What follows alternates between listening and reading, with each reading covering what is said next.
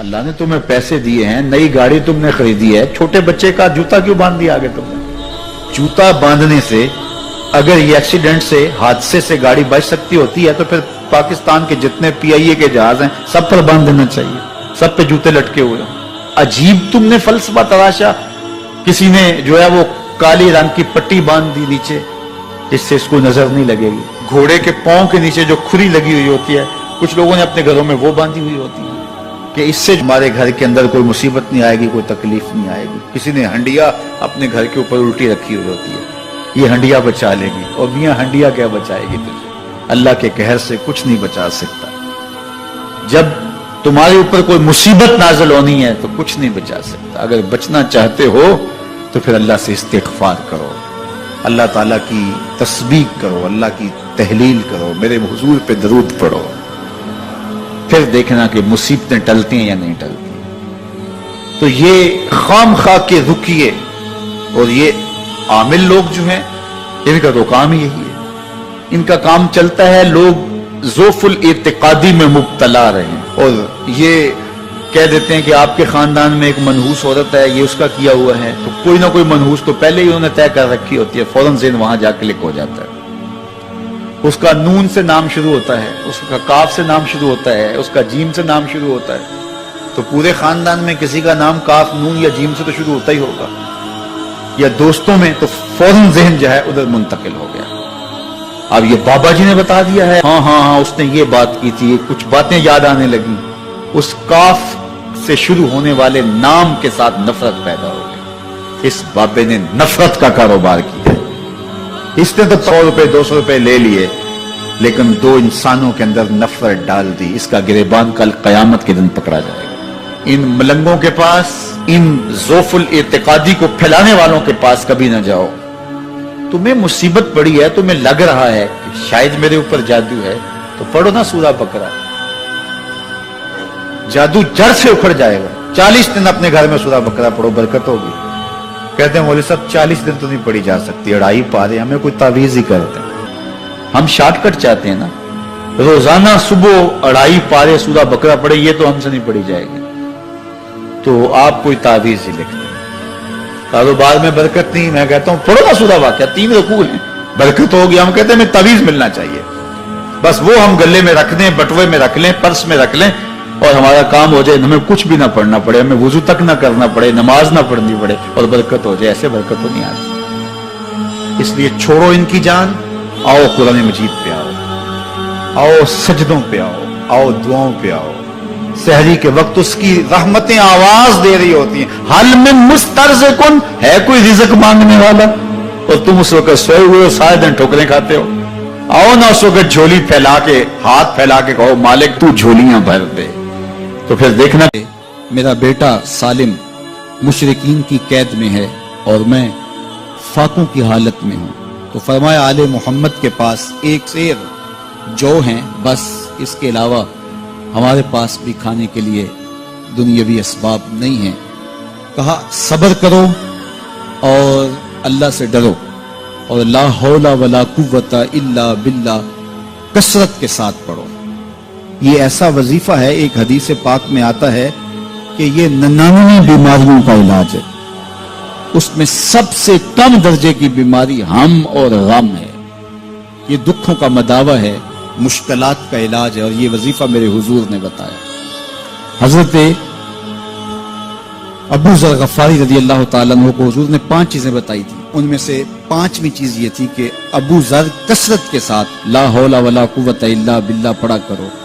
فرمایا عرش الہی کے نیچے ایک خاص خزانہ ہے, یہ وظیفہ وہاں سے آیا ہے.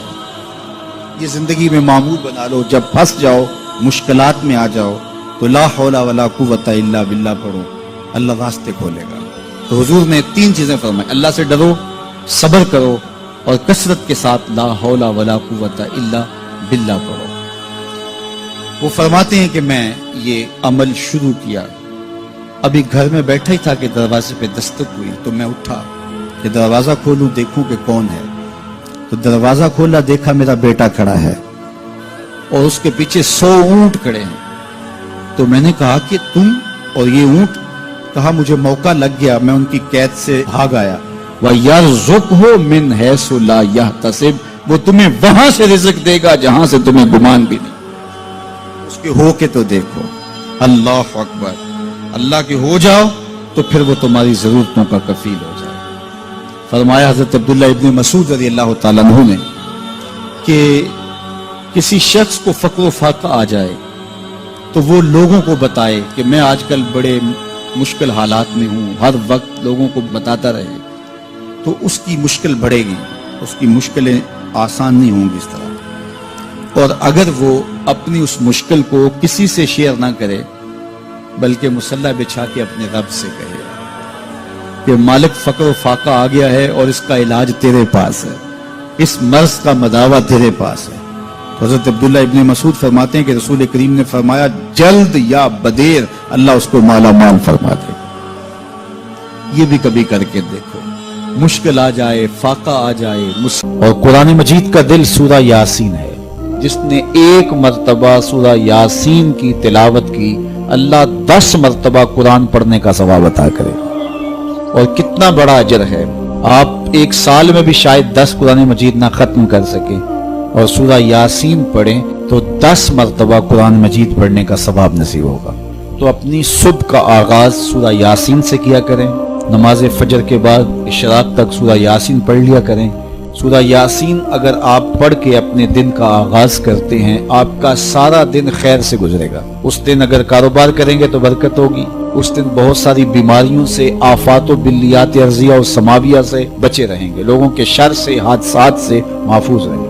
میرے حضور نے ارشاد فرمایا قرآن مجید میں ایک سورت ہے جس کی 30 آیات ہیں، اگر کوئی شخص اس کی تلاوت کرتا ہے تو وہ سورت پڑھنے والے کی شفاعت کرتی ہے اور اتنی بار شفاعت کرتی ہے کہ اس کو بخشوا کے چھوڑتی ہے۔ وہ سورت کون سی ہے؟ وَهِيَ تَبَارَكَ الَّذِي بِيَدِهِ الْمُلْكُ، یہ سورۃ الملک ہے، 30 آیتیں ہیں۔ جو شخص اس کی تلاوت کرے یہ اتنی بار سفارش اللہ کی بارگاہ میں کرتی ہے کہ اپنے پڑھنے والے کو بخشوا کے چھوڑتی ہے۔ تو اپنے دن کا آغاز سورہ یاسین سے کریں اور اپنی شب کا آغاز سورہ ملک سے کریں۔ سونے سے پہلے سورہ ملک کی تلاوت ضرور کر لیں، انشاءاللہ اس سے رات برکت سے گزرے گی۔ جس نے ایک دن میں 100 مرتبہ سبحان اللہ و بحمدہ پڑھا، کتنی مرتبہ؟ 100 مرتبہ کیا پڑھا؟ سبحان اللہ و بحمدہ۔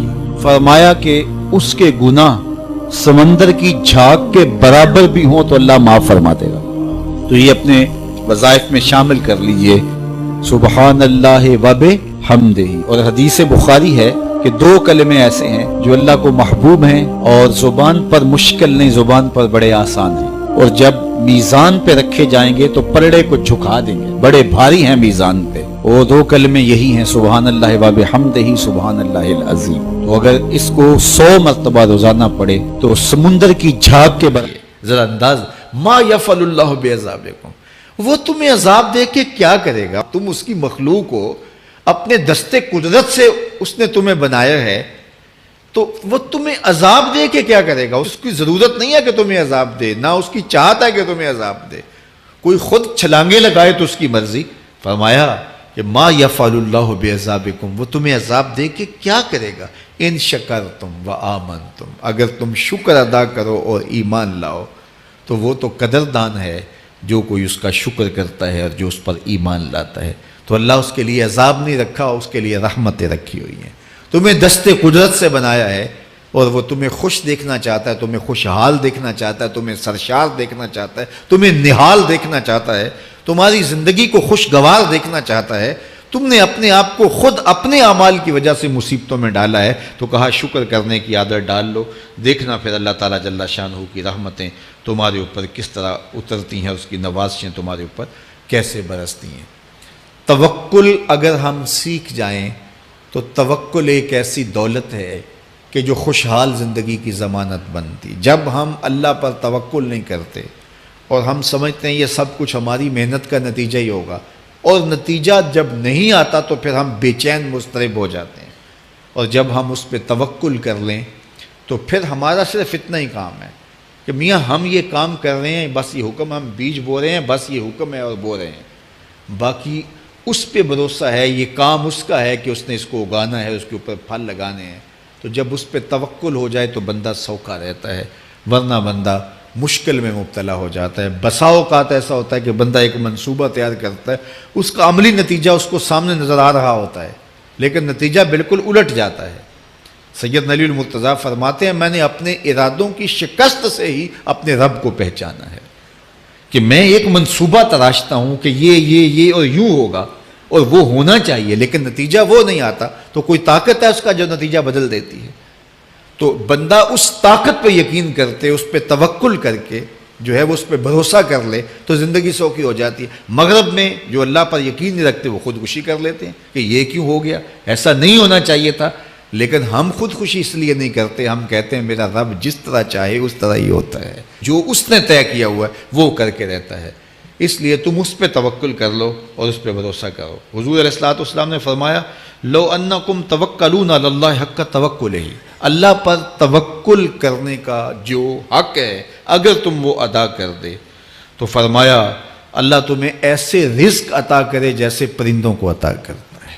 ہمارا تو کاروبار ہے، یہ فیکٹری ہے، یہ دکان ہے، یہ ہماری نوکری ہے، ہم نے یہاں سے کمائی کرنی ہے۔ پرندوں کا کوئی کاروبار نہیں ہوتا، کوئی نوکری نہیں ہوتی، کوئی ٹھیا، کوئی اڈا نہیں ہوتا جہاں جا کے انہوں نے رزق کے لیے کوئی آغاز کرنا ہوتا ہے، بلکہ حضور نے فرمایا تغدو خماسا وتروح بطانا، جب وہ صبح گھر سے نکلتے ہیں تو خالی پیٹ نکلتے ہیں اور انہیں کوئی اپنی منزل کا تعین نہیں ہوتا، جدھر خیال آیا اڑ گئے ادھر، لیکن کبھی ایسا نہیں ہوا کہ شام کو خالی پیٹ واپس آئے ہوں، کہا وہ پیٹ بھر کے آتے ہیں۔ باہو بولے بن توکل پنچھی اڑ دے، خرچ نہ پلے زیرا ہو، جب گھر سے اڑتے ہیں تو ان کے پلے نہ کوئی خرچ ہوتا ہے، نہ راس المال ہوتا ہے، نہ کوئی اوزار ہوتے ہیں، نہ کوئی ہتھیار ہوتے ہیں، کچھ بھی نہیں ہوتا، یوں ہی گھر سے نکلتے ہیں، کبھی بھی خالی پیٹ نہیں آئے۔